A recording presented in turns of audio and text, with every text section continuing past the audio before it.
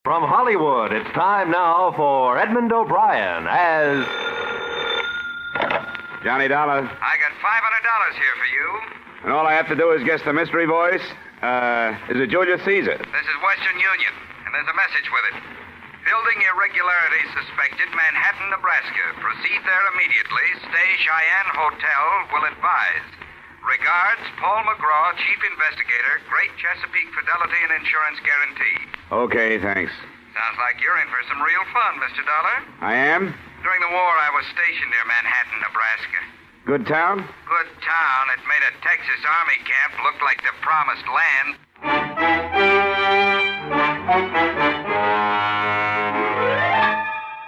Edmund O'Brien in another transcribed adventure of the man with the action-packed expense account. America's fabulous freelance insurance investigator. Yours truly, Johnny Dollar.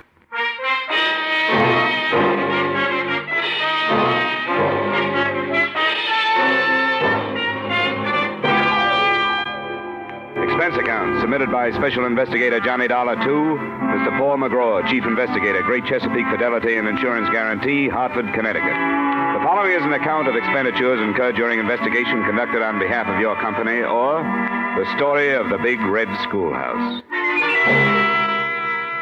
Expense account. Item, transportation, $134 plane fare, New York to Omaha. Item, transportation, $3.95 bus fare, Omaha to Manhattan, Nebraska, which a fellow passenger told me was a quiet, sleepy little town. But which seemed to be celebrating Rip Van Winkle Day as I stepped off the bus. Nobody was walking and everybody was running. I followed the crowd in the general direction of the excitement. 2 blocks north of the main street, the fire crews were hard at work playing the hoses on what was very shortly not going to be the new high school building. And that's where a little man with black curly hair introduced himself.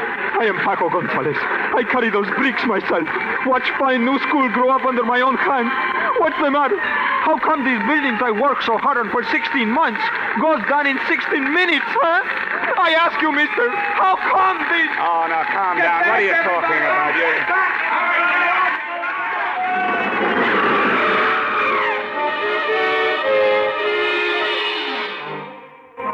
Like everyone else in Manhattan, Nebraska, I spent the next 3 hours working with the emergency fire and disaster squads.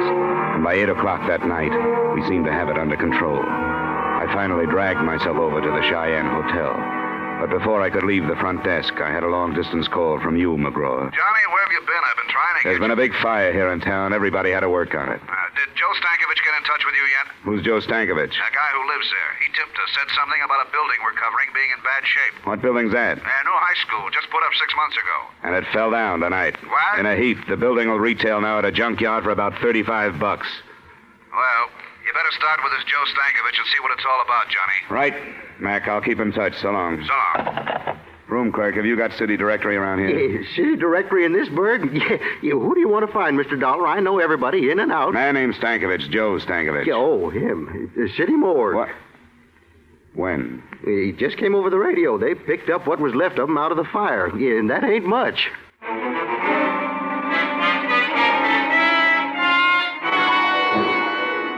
Joe Stankovich had no survivors and no close friends. He lived in the basement of the school and kept to himself. That was all I found out about him after asking questions around town for an hour or so. About 11 o'clock, I started back to the hotel. Turning a corner by an alley, 2 men in dark clothes were holding a third man in a tweed suit. The fourth man was giving him everything. Hey! Hey! When I came up, the 3 men scattered like burglars. The man they were beating pitched forward, and I caught him before he fell. You need some help, mister. Everybody needs help. But let me tell you who I am before you help me. Maybe you won't want to. All right, who are you? Bill Garrett. Yeah? You don't live here, do you? No, I just got in town this morning. I was the architect on that school. Well, don't you understand, Samaritan? Don't you see? Those 3 men were a group of citizens.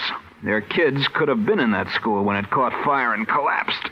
And I'm afraid they feel that I don't design especially strong buildings. His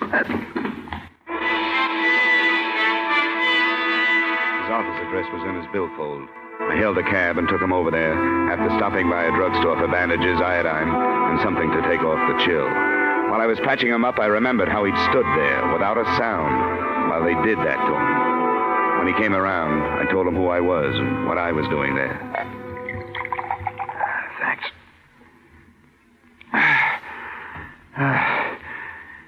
You represent a powerful company, Mr. Dollar.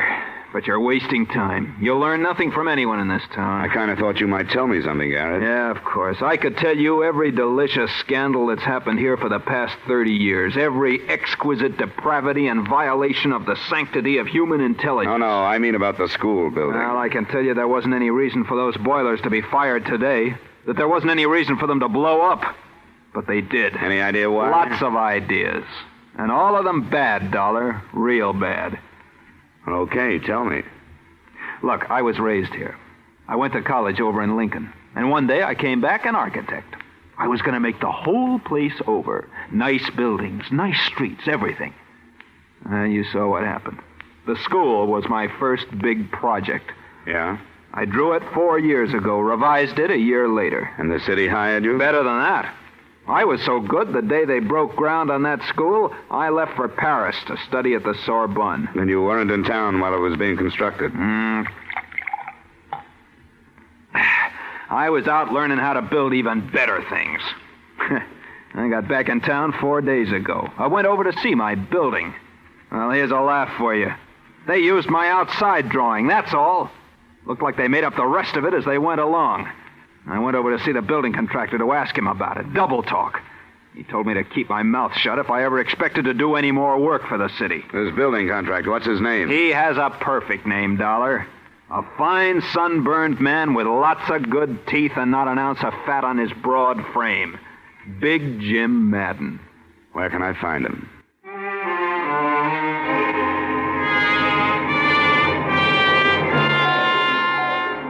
Or 30 irate citizens of Manhattan had already gathered outside Jim Madden's home, with the 10 uniformed men from the local sheriff's office forming a half-moon circle across the close-clipped lawns, as well as the 2 standing guard over the yellow convertible in the driveway, meant there'd be no kind of beating up around there. My identification card got me inside, where I waited around in a den that was stocked with good liquor and good leather chairs.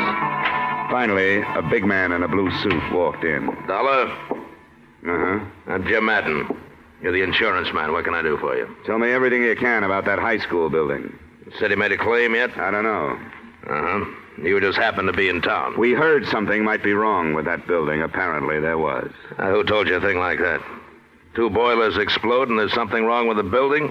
Is that the way you people figure? We check into things. Well, so do we, and we couldn't find anything wrong. Who's your we? Me and the boys. Officially with the city construction department. We just had a big meeting. Yeah? I figured those people hanging around outside ought to be worrying you. Well, they don't worry me, and you don't worry me. Drunken janitor goes to sleep last night without turning down the boilers. The pressure kicks way up, the joint blows apart and burns down. Is that what you decided in that meeting? That's about it. It was a terrible accident, and we'll have to use an old garage or something for a school. But then we'll get around to building another with the insurance money we have coming. Good walls don't tumble out from that kind of explosion. We have to have some kind of specifications on that. Easy, Dollar, easy. Of course you do, of course you do. Anything at all. Yeah, there you are. All the building specifications on the high school, okay? That'll do for now. Good. Now you can get out of my house. You smell smoky.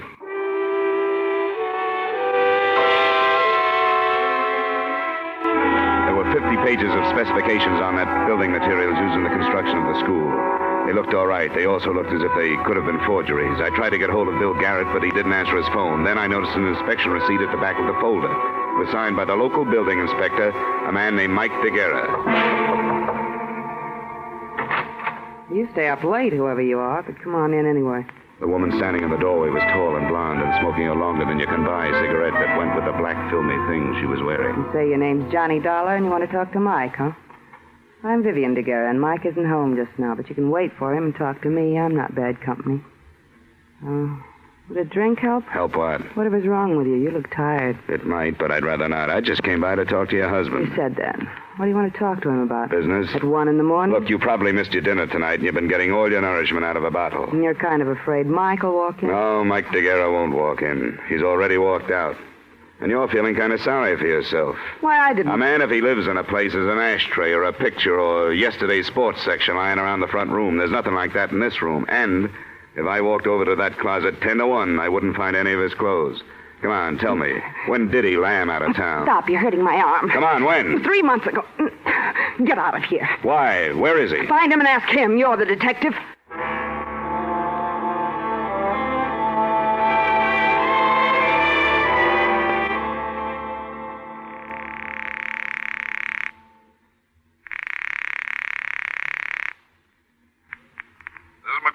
Paul, Johnny Dollar. It's a mess here. Your man Stankovich's dad was killed in the fire. Oh, that's a shame. What do you think? Well, political wraparound. The school was a fix on something or other, dough somewhere, the town sewed up tight, all kinds mixed up in it, somewhere. Yeah, that kind of thing, huh? Well, stay where you are, Johnny. I'm sending you 8 men. If they want to play that way, we'll play that way. Get to the bottom of this. 3 seconds after I hung up the phone, I found out how much of a mess it really was.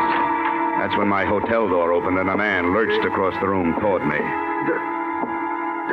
Dollar. He stood in front of me, swaying back and forth, his hands clutching his coat. He fell before I could get to him. 3 bullet holes formed a neat trio across where his tie pin should have been. I ran my fingers through his coat, pulled out his wallet. The driver's license read Mike DeGuerra, age 39, occupation, building inspector.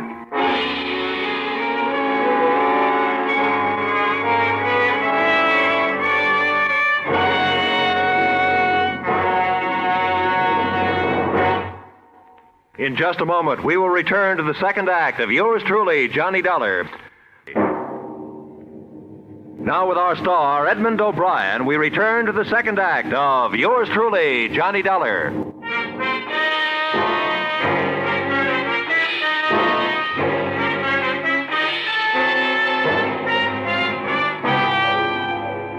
After they took Mike DeGuerra's body to the morgue, the local constables held me all that night in custody. Several Cheyenne hotel employees, finding nothing better to do for excitement, finally showed up to certify that DeGuerra had come into the hotel already shot up. So I was clean, and they let me leave a little after dawn. When I got back to my room, Paul McGraw's contingent of operatives had already arrived.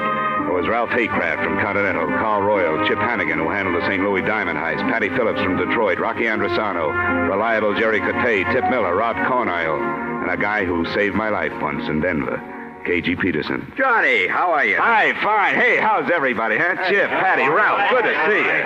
Chesapeake certainly spreading the dough around. What's the scoop, Johnny? This is a big one. It's going to take all of us. Now, if you'll sit down, I'll go over it for you.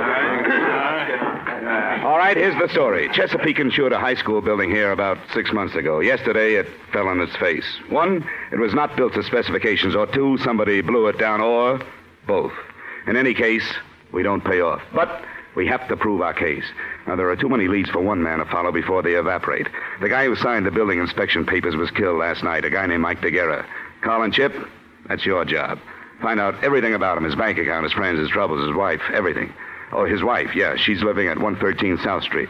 You'd find a girl on Mount Everest, Johnny. Well, she's not my type, honestly. Robin Tip, your man is the building contractor, Big Jim Madden. He's cocky, belligerent, but I think you guys can handle him. Run him down. Bank accounts, purchase orders, what kind of money he spends, so on. Patty and Ralph, find out everything about Stankovich, the janitor who was found in the ruins. Rocky and Jerry, start talking with anybody in town who might know anything. Bars, restaurants, street corners, teachers, pupils, anybody, anywhere. And report back to me anytime you want. Now, don't push anybody around, but don't let anybody push you guys around. Anyone have anything to say? Yeah, just one thing. Let's get this thing over so I can get back to Philadelphia. I'm about to become a father.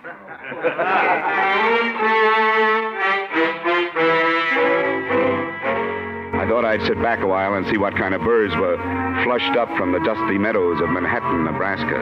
An hour later, my first bird winged in. But it wasn't at all what I expected. It was a tall, gray-haired man, His Honor, Mayor Randall. Mr. Dollar, I've seen the men you brought into town today, and I wanted to talk with you about them. Fine. What about in particular? Yeah, the events of the past 24 hours in this town have been deplorable and grossly injurious to the public welfare. The collapse of our beautiful schoolhouse, the death of our beloved janitor Stankovich, and the untimely murder of one of our respected public servants, Mr. DeGuerra, all have grieved me deeply.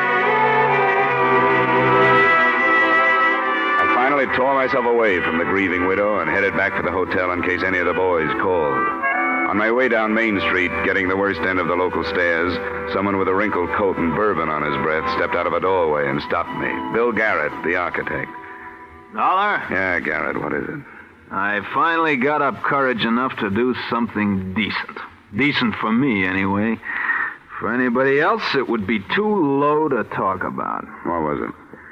Well, I'm not much of a lawyer, but they say there's a statute in the books that says a private citizen may commit a crime to prevent a greater crime from being committed and still go free. Is that right? Most states have it. I suppose Nebraska does, too. Well, I committed a crime. I'm a Fagin, that's what I am. So long, Garrett. I'm busy. Oh, now, Johnny, wait a minute. Now, just written on the head of a pin, it goes this way. I had a secretary in the mayor's office steal something from his private file. Here. The purchase orders for our humble contribution to ageless architecture, the Little Red Schoolhouse. Signed by no other spotless member of our model community than James G. Madden.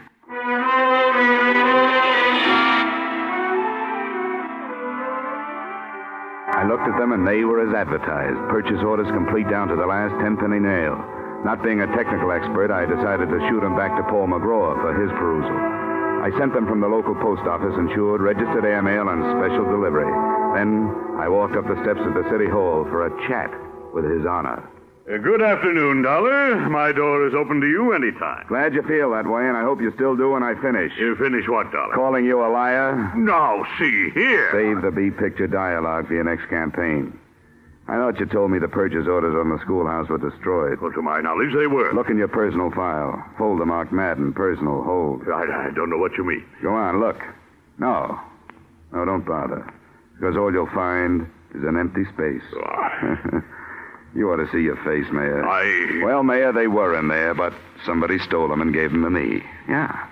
I sent them to my company for examination, and I'm sure somebody's going to be in a jackpot when the material purchased doesn't come up to the specifications of the building. Dollar, this is outrageous. Indeed it is. And it was outrageous from the day your city started to build that school. Well, all right. I'll tell you why I did what I did. For money. Keep your filthy insinuations to yourself. Insinuation? Your Honor. That was a plain statement. I wanted to spare this city the loss of faith it would suffer, seeing one of its most prominent citizens exposed and driven out. A man is entitled to one mistake in his life, and Jim Madden is no exception. I planned to bring him to a private accounting and make him replace the money he made on that building and repair it to specifications. Only the tragedy occurred before I took matters in hand. You had 6 months to do it. And every day of that 6 months, 1,800 students might have been killed. And one man was killed. No one knows that better than I. But once having decided on this course of action, I didn't know how to go about rectifying things. My intentions were good, but they went astray in the interests of humanity and brotherhood. Mayor Randall, you are as full of wind as a Chicago street. You are not only windy, you're corny, stupid, careless, and you're criminal. On the strength of what you told me here, my company will never pay that claim. Dollar, I was trapped. Look, I'm going to pick up Madden right now, and Randall, I suggest that you give yourself up to your own police chief before I have him do it for me.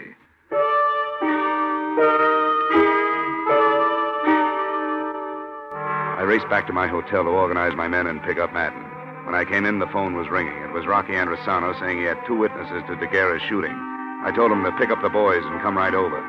I hung up just as the door opened, and 3 sullen characters with brick dust on their shoulders came in, uninvited. Want to come with us, Dollar? What do you need? 4th at Bridge? Come on. No, thanks. Guys, that'll do it.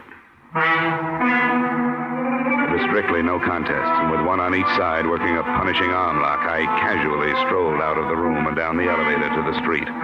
We were coming out of the hotel when I saw Rocky, Chip, KG, Ralph crossing the street. My boys did real well, especially KG Peterson, who was in a hurry to get back to his wife. After we subdued the Hoods, I said a few words to their leader. Don't ask me nothing. Sorry, this is quiz night. Madden sent you, didn't he? Never heard of him. You wouldn't do that by yourself. We're not proving that. Talk. Lay off. Lay off. Of course he sent us. Who else? Where were you supposed to take me and why? Why, I don't know. Where? The Universal Rock Company on the edge of town.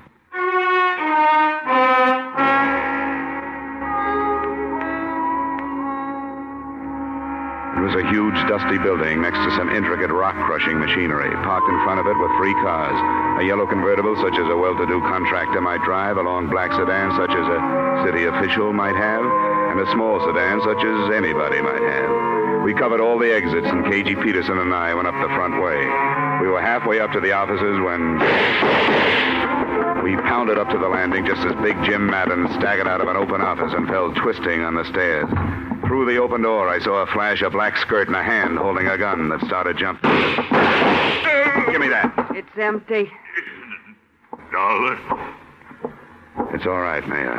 I'll get an ambulance out here as soon as I can.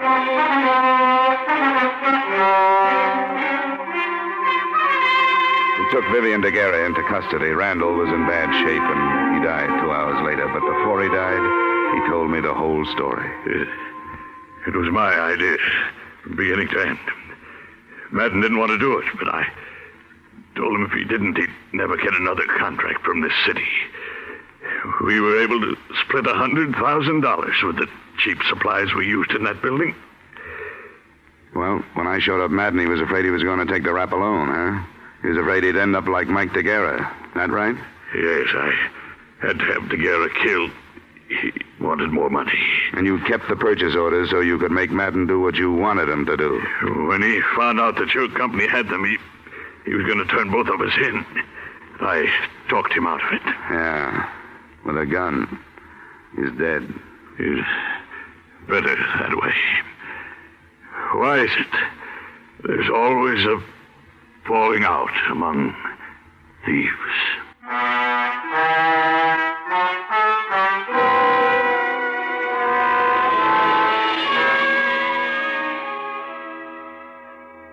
That was the last question Mayor Randall ever asked on Earth. And like other men before him who had lived with deceit and treachery, Randall didn't live long enough to get an answer. It turned out he had an ex-wife in Detroit and a daughter living in Miami, but neither one of them claimed his body. His estate was tied up by the city, and the county buried him in Potter's Field, right next to another thief named Jim Madden. No one wrote anything on their headstones. No one cared. The reform city government was too busy floating a bond issue for a new high school. Bill Garrett's going to design it, and this time, I'm pretty sure they'll follow his plans. Expense account total, $3,227. Yours truly, Johnny Dollar.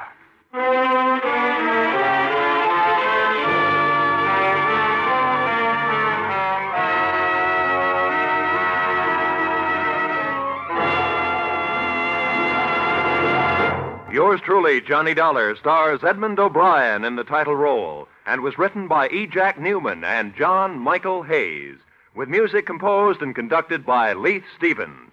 Edmund O'Brien can currently be seen starring in Harry M. Popkin's United Artists production, DOA.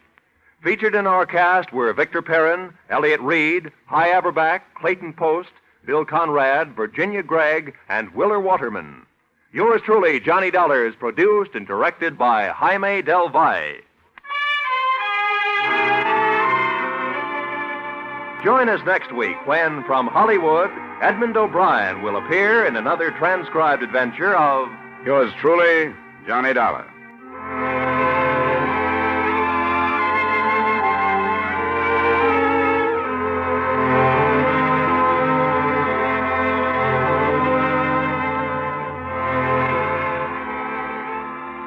This is CBS, the Columbia Broadcasting System.